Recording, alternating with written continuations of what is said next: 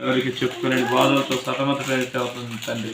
అయ్యా నాయనా ఎవరికి వెళ్ళి చెప్పాలన్నా, ఏం మాట్లాడాలనో, ఎలా ఉండాలన్నా కూడా దిక్కుతోసిన పరిస్థితుల్లో సతమతమైపోతూ కన్నీటి పరవంతరమైన మీ బిడ్డను కనికరించండి. అందరినీ ప్రభా ప్రేమ చేత నింపండి, సమాధానం చేత నింపండి, ఐక్యత చేత నింపండి.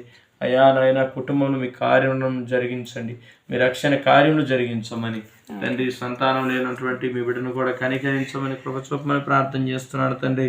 అయా శ్రీరాములను మీరు దర్శించండి, సిరిసాక్కను మీరు దర్శించండి, గర్భఫలం మీరు దయచేయండి. హైదరాబాద్ ప్రాంతంలో ఉంటున్నారని చెప్తుంటే వింటున్నాం తండ్రి. నాయన ఎన్నో ప్రాంతాలు తిరుగుతూ ఉంది తండ్రి. నాయన ఎన్నో ప్రాంతాలలో ప్రభావం నాయన సహాయం కోరుతూ ఉంది, కానీ ఎక్కడ ప్రభావ ఫలించలేదు తండ్రి. నాయన మీరు మాత్రమే సమర్థుడు, శక్తివంతుడు ప్రభా. గర్భఫలం యెహోవా ఇచ్చు బహుమానమైన వాక్యం సెలవిచ్చారు తండ్రి. నిజంగా హృదయంలో నీకు స్థానం ఇచ్చి నీ వైపు మనసు మరలించుకొని ప్రభా నీ మీద ఆధారపడితే ఖచ్చితంగా మీరు సహాయం చేస్తారు.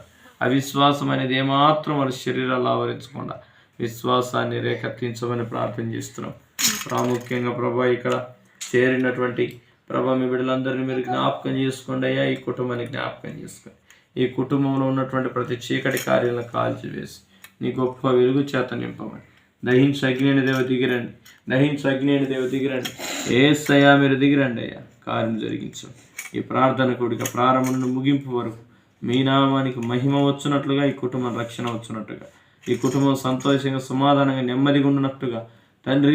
నాయన మీ బిడ్డలకు ఇచ్చిన సంతానాలు, వారికి ఇచ్చిన సంతానాలు సంతోషంగా నెమ్మదిగా ఆరోగ్యకరంగా ఉన్నట్లుగా కుటుంబాల చుట్టూ అగ్ని కంచేసి కాపాడదు. శత్రువైనటువంటి అపవాది క్రియలు లయపరచండి తండ్రి. శత్రువైన అపవాది అనేకులను జ్వరబడి కుటుంబం మీద అనేక కుట్రలు పన్నుతుండగా ఆ కుట్రలన్నిటిని దూరపరిచి మీ బిడ్డలకు శాంతి, సమాధానం, నెమ్మది దయచేయము.